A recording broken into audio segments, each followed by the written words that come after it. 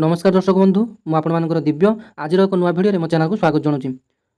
तो फ्रेंड्स आपने जानते बर्तमान सुभद्रा योजनार एप्लाई स्टार्ट हो जाए गोटे खबर आसी पहुँची जे ये सुभद्रा योजनार ऑफिशियल वेबसाइट टी आपंकर हैक हो जाए। तो आपने जानते गोटे जिनस हैक हेले तो आपने जो मान डाटा जीवार भी संभावना रही। तो सतरे कौन ये सुभद्रा योजनार वेबसाइट हैक होती तो आसतु ये भिडियो संपूर्ण डिटेल्स कथा जाना एवं विभिन्न गणमाध्यम ये खबर टी आज आसी जे सुभद्रार ऑफिशियल वेबसाइट हैक होती। तो आसतु नजर पकेबा ये वेबसाइट हैक हेले कौन कौन सब असुविधा हेबो एवं आमर डाटा सब सुरक्षित अच्छी। तो आपण मैंने जानते जे बर्तमान आधार माध्यम सबकि काम हो। तो आपर आधार कार्ड हैक होगले आपंकर एकाउंट हैक हो जाए। तो आप जानते गतकाली राति आपंकर सुभद्रा योजनार ऑफिशियल वेबसाइट खोलुना।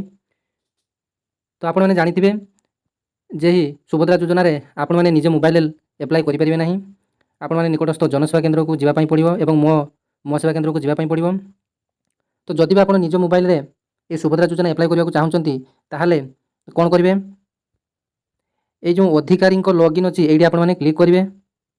तो क्लिक कलापर आपर सीएससी लॉगिन आसूची एवं एमएसके लॉगिन आसूची। तो ये सीएससी लॉगिन जो मानकर जनसेवा केन्द्र आईडी अच्छी तो सेमाने केवल ये आपर लॉगिन कर एप्लाई करेंगे और मो सेवा केन्द्र जो मानकर आईडी रही तो सेमाने केवल एथरे लॉगिन करेंगे। तेणु आपने निजे लॉगिन करेंगे ना। जो बर्तमान गोटे गुजब उठी जो सुभद्रा योजनार वेबसाइट हैक हो जाए संपूर्ण भित्तिहीन बा मिथ्या अटे। देखो बहुत जन एप्लाई कर एका समय तो आपंकर सर्भर प्रोब्लेम रोचे। तो सर्भर प्रोब्लेम रही आपर किसी भी काम हो पार ना। तेणु अଯଥାରେ गोटे द्वंद्व सृष्टि करुँचे आपर वेबसाइट हैक हो जाए बोली। तो ये सुभद्रा योजनार वेबसाइट हैक केवल आप नंदीघोष टीवी शो करुँची। तो अन्यान्य समस्त टीवी रे आपनकर सुभद्रा योजनार वेबसाइट सर्भर प्रोब्लेम बोली देखा किंतु नंदीघोष टीवी रे आपनकर आईडी हैक होइछि दर्शाऊँ। तो आसतु जानिबा ये आईडी सतरे कौन हैक हो जाए। तो आसतु ये नंदीघोष टीवी रे ये हैक संपर्क में कौन कहुई आसतु जानिबा। तो सुभद्रा योजनार आईडी है हैक भद्रक जिला बासुदेवपुर असंतोष जनसाधारण आईडी हैक होबार आसूची अन्य राज्यर नाम अर्थात आपंकर आईडीटा बोधे हैक हो जाता। तो ओडिशा राज्यर नाम बदल में अन्य राज्यर नाम आसूला एभली कहते जनसेवा केन्द्र परिचालक। अन्यपटे सुभद्रा योजनार सामिल आधार अपडेट करने को जनसेवा केन्द्र में लगी लंबा लाइन। तो आपने जानते जे आधार बर्तमान आधार मोबाइल नंबर लिंक और आधार करेक्शन विभिन्न जनसेवा केन्द्र पोस्ट ऑफिस मानक लंबा लाइन घंटा घंटा धरी अपेक्षा कर रहा पड़ूँ और राति कहीं घर को जाऊना।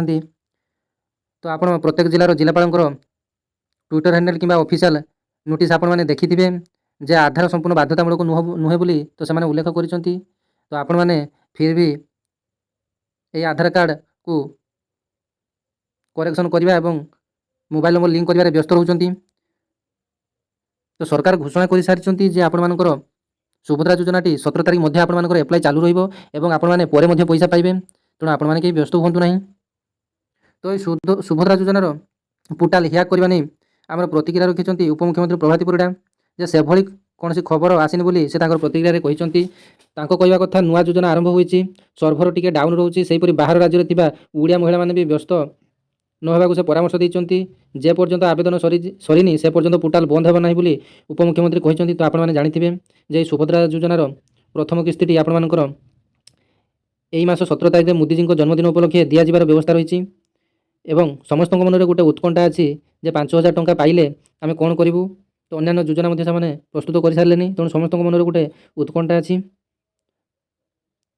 तो आपण मैंने जो मैंने भी सुभद्रा योजनार एप्लाई करना तो कहीं भी व्यस्त होबार नहीं। आपण मैंने 17 तारिख पर आपण मैंने एप्लाई करेंगे एवं जो आधार और मोबाइल नंबर को नहीं जो चिंतित रोचंती तो से गोटे कथा कहना चाहूँगी जे आपण मैंने एप्लाई कर दिंतु आपर आधार कार्ड टी संशोधन बाध्यतामूलक नुहे। आपर आधार कार्ड अनुसार जेकोसी भी नाम थी आपण पैसा टी दिज्व भाई सुभद्रा योजना आपण मैंने एलिजिबल।